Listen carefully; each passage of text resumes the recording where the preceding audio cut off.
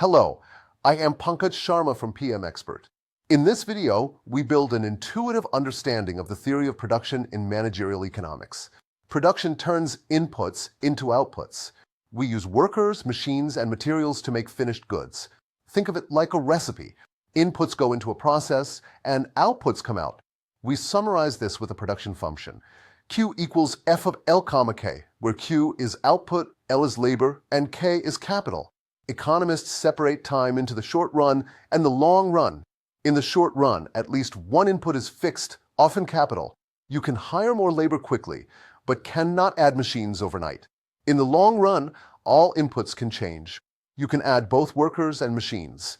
To measure productivity, we track three ideas. Total product is the total output. Average product is output per worker. That is total product divided by labor. Marginal product is the extra output from one more worker, the change in total product over the change in labor. Let us visualize total product rising with diminishing slope. Now, the law of diminishing marginal returns. Imagine a tiny pizza kitchen with one oven, which is fixed capital. Add workers one by one.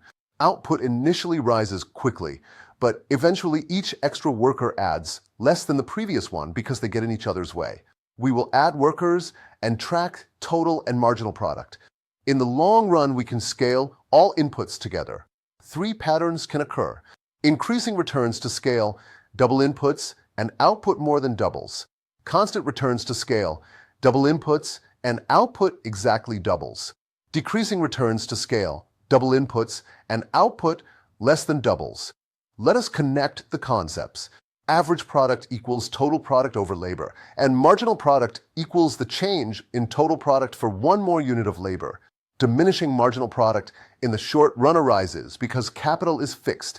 Returns to scale are long run when all inputs vary together. You now have an intuitive picture of the theory of production. Inputs become outputs through a production function. Short-run fixes at least one input, creating diminishing marginal product.